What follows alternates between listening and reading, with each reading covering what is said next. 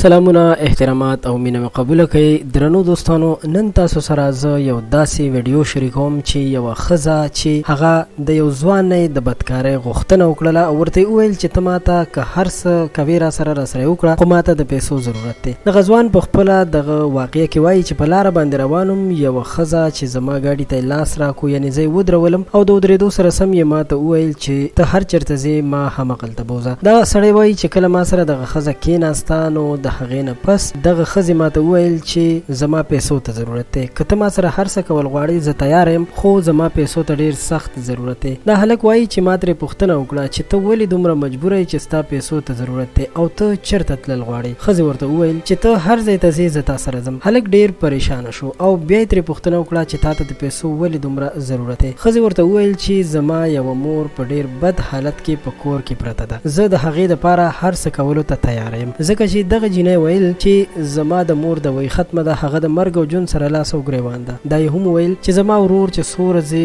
وړاندې په یو دماکه کې مړ شوی دی هغه به د کور خرچ او خوراک پوره کولو، خو کله چې هغه مړ شوی نو نه زموږ د پوښتنې څوک شته، نه زموږ چا تپوس وکړو او نه زموږ تر دره څوک راغلل. دغه هلک وایي چې کله ما دا خبرې واورېدې نو ډېر زیات خفه شوم او ډېر پریشانه هم شوم چې زموږ په معاشره کې زموږ په دې خلکو باندې څه شوي دي چې داسې کارونه یې شروع کړي دي چې د یو غریب سړي پوښتنه هم نه کوي. خیر دا هلک وایي چې ما دغه جینۍ ته دوايانې واخیستلې او ورته مې وویل چې ته زما خورې زه به تا تر کوره ورسوم، هېڅکله هم د چا نه داسې ډیمانډ مه کوه. کله چې هغې کور ته رسولې ده نو کور ته چې ننوتې مور یې ترې پوښتنه کړې ده د دغه لور نه چې دوی دې راوړه. هغې ورته وویل چې هو دوی خو مې راوړه، خو دغه خپل ورور ورته یاد کړی چې د هغه ملګری را سره هم راغلی. بیا یې دغه هلک خپل ځان ته راجوخ کړی، یعنې دغه مور یې خپل ځان ته راجوخ کړی او ډېرې دعاګانې ورته کړي. نو درنو دوستانو د دې ویډیو مقصد دا دی چې خپل چاپېرچل کې غریبانانو سره مرسته وکړئ، د هغوی مدد وکړئ او د هغوی لاسنیوه جوړه شئ. امید لرم چې تاسو به د دې ویډیو نه یو پیغام اخیستی وي. د ویډیو د کتلو مو مننه کوم چې موږ سره تر اخره پاتې شوئ. زموږ چینل هم ضرور سبسکرایب کړئ چې په آینده وخت کې د خان کلیک چینل